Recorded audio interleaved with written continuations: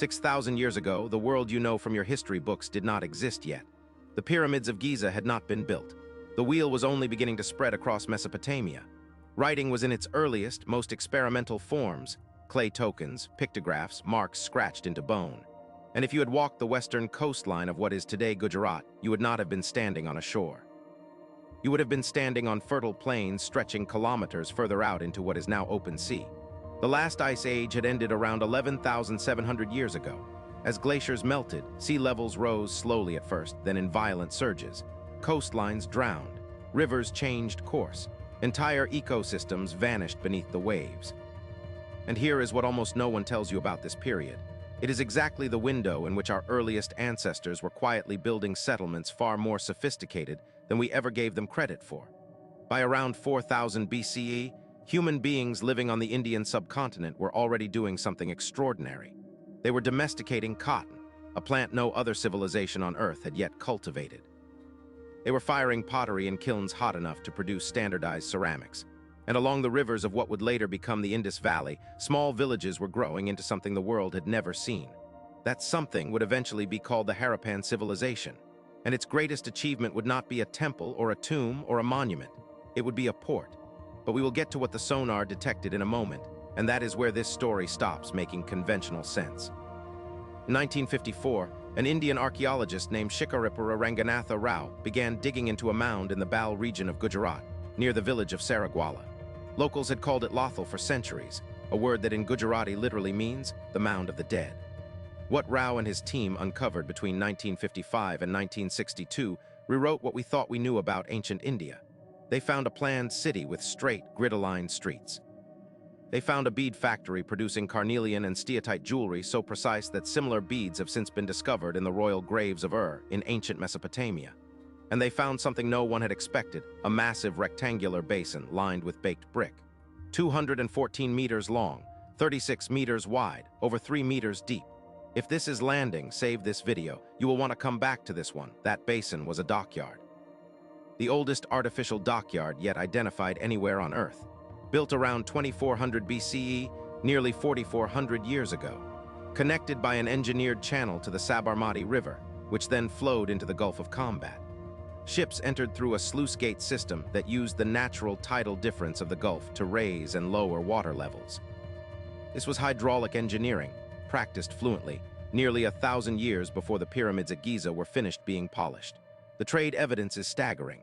Harappan seals inscribed with the still undeciphered Indus script have been recovered in the ruins of Ur in modern Iraq. Mesopotamian cylinder seals have been found at Lothal. Standardized cubical weights, accurate to a fraction of a gram, match trading systems 3,000 kilometers away. The Sumerian tablets even name a distant land they traded with. They called it Meluha. Most historians today believe Meluha was the Indus Valley, and Lothal was one of its harbors. For decades, this was the story. Lothal was the oldest sophisticated harbor in India, perhaps in the world. A remarkable achievement of the Bronze Age. And then, in the winter of the year 2000, everything changed. Because what a routine pollution survey picked up on its sonar screens that season should not have existed at all. The National Institute of Ocean Technology, a research body under India's Ministry of Earth Sciences, was surveying the Gulf of Combat. Their mission was mundane, mapping pollution and sediment patterns off the coast of Gujarat. They were using side-scan sonar, an instrument that bounces sound waves off the seabed to build a picture of what lies below. What came back on their screens was not sediment. It was not natural rock formation. It was geometry. Long, straight rectangular structures arranged in patterns that suggested streets, foundations, and walls. Two vast complexes, several kilometers apart, lying at depths of 20 to 40 meters beneath the surface. Follow-up expeditions in 2001 and 2002 dredged the seabed. What came up stopped mainstream archaeology cold. Pieces of pottery, beads, fragments of construction material, bones, and crucially, a piece of wood. That wood sample was sent to two independent laboratories, the Birbal Sahni Institute of Paleobotany and the National Geophysical Research Institute in Hyderabad. When the carbon-14 results came back, they gave a date that made international headlines. The wood was approximately 9,500 years old. If the structures beside that wood were built by human hands, and the geometric arrangements suggested they were, then India's western coast held the ruins of settlements older than Sumer, older than dynastic Egypt. older than almost anything in the recognized human historical record. Now, and this is critical, the discovery has been fiercely contested ever since. Some geologists have argued the wood could be far older than any structures near it, and may have washed in from an entirely different location. Some archaeologists argue the geometric patterns could be natural formations distorted by sonar interpretation. The initial 2002 announcement by India's then Minister of Science and Technology drew equal parts international attention and international skepticism. But here is what nobody tells you about that debate. In the 20-plus years since that first dredge, no comprehensive follow-up excavation has ever been publicly funded to definitively prove or disprove the site. The tidal currents in the Gulf of Combat are among the strongest in the world, with tidal ranges exceeding 10 meters. Excavation there is almost impossibly difficult, so the structures still sit there on the seabed largely untouched, neither confirmed, neither refuted. And this brings us back to Lothal, sitting on land just a short distance to the north. Because if the Gulf of Combat structures really are pre-Harappan settlements, even by a fraction of what the wood dating suggests, then Lothal was not the beginning of India's maritime story. It was the continuation of a tradition that stretched back thousands of years before the Mound of the Dead was ever built. Drop in the comments, if these dates are real, what other pieces of the past do you think we have completely misread? But the strangest part of this story is not the wood. It is what happened to the coastline itself. Modern paleoclimatology has now confirmed something that changes how we should read this entire story. At the end of the last glacial period, between roughly 12,000 and 6,000 years ago, sea levels around the Indian subcontinent rose by more than 100 meters. The coastline of Gujarat did not just move a little, it moved catastrophically. Land that had been inhabited, potentially for generations, was drowned in a series of rapid marine transgressions. If any coastal community existed in the Gulf of Combat before 6,000 years ago, it would today be exactly where the sonar found those structures, 20 to 40 meters beneath the surface. The same SR Rao who dug Lothal spent the later years of his career diving off the coast of Dwarka, further west along the Gujarat coastline. In 1983, his team found the submerged stone remains of another city, a city that Indian tradition had always insisted existed. The legendary Dwarka, said to have been the home of Krishna. The underwater ruins are still there. Their dating remains contested, but their existence is now beyond dispute. Two sunken sites. One recognized dockyard on land, sea levels that rose so quickly they swallowed coastlines in living memory, and a civilization, the Harappan, whose script we still to this day cannot read. This is why the story was forgotten, not because it was unimportant, because it did not fit. It did not fit the accepted timeline. It did not fit the assumption that sophisticated maritime engineering began in the Mediterranean. It did not fit a version of world history in which India's contributions were considered secondary. The Gulf of Combat discovery arrived in a world that already had a settled narrative, and settled narratives are, in every science, the hardest thing on Earth to move. But water does not lie, and neither does carbon-14.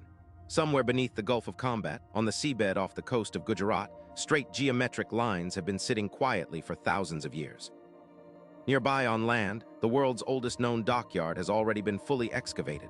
Somewhere between them, in strata no shovel has yet reached, may lie the true answer to when human beings first learned to build a harbor. CTA 1213 Min. If you are new here, this is History Unscripted, where forgotten history gets its voice back. Subscribe and hit the bell icon, new hidden history every day. Because there is another story tied to this same coastline. Story about what the Harappans did when the water rose faster than they could adapt to. But that is only half the story. Outro 1315 Min. History as we are taught it is not a record of what happened. It is a record of what survived. Wooden boats rot, coastal settlements drown, scripts go unread, and civilizations that traded across seas thousands of years ago vanish into the tide, leaving behind only the Mound of the Dead and the geometry that the sonar still cannot explain. What the Gulf of Combat teaches us is not that the Harappans were necessarily the first. It is that we have been consistently underestimating how long human beings have been ambitious, curious, and organized. Every generation believes it stands at the peak of civilizational memory. Every generation forgets how deep the water actually is. The final piece of evidence I promised you at the start, it is this. No ancient written record, Egyptian, Mesopotamian, or otherwise, has ever fully explained why standardized weights identical to those from Lothal and Harappan-style beads and seals keep surfacing in ports across the ancient Near East along trade routes that mainstream history says opened much later. Something connected these coastlines earlier than the textbooks admit, and it may have been staged from harbors we have not yet found. If this hit my video on the underwater ruins of Dwarka, the sunken city Indian tradition swore existed, and marine archaeology eventually located, will make even more sense now. Because that story begins exactly where this one ends, beneath the water, off the coast of Gujarat, where the past is still waiting. Beneath the Gulf of Combat, off the coast of Gujarat, sonar detected geometric structures 40 meters underwater. Beside them, carbon-dated wood nearly 9,500 years old. Just to the north sits Lothal, the world's oldest known artificial dockyard, engineered around 2400 BCE by the Harappan civilization that once traded with Sumer. Together, these two sites tell a story that mainstream archaeology has quietly refused to reconcile, because the timeline they suggest would rewrite the origin of maritime civilization itself. In this documentary, we trace the discovery of Lothal by S.R. Rao in 1954, the 2001 sonar findings by India's National Institute of Ocean Technology, the connection to legendary Dwarka, and why the rising post-glacial seas may have buried an entire pre-Harappan world beneath the Arabian Sea. 00, 00, the impossible harbor 00, 30, why this matters. The world 6,000 years ago 03, 00, discovering Lothal 06, 00, the sonar that changed everything 09, 00, a drowned coastline 12, 00, subscribe for more hidden history 13, 00, what we still refuse to see ancient history, lost civilization, Harappan Lothal archaeology.